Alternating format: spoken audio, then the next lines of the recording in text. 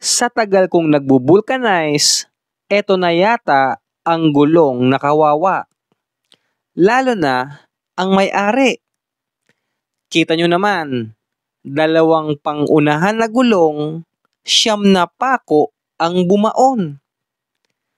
Kahit sinong may-ari ng sasakyan, pag ganito ang mangyari, mapapamura talaga sa galit. May mga tao rin talagang wala sa hulog ang pag-iisip.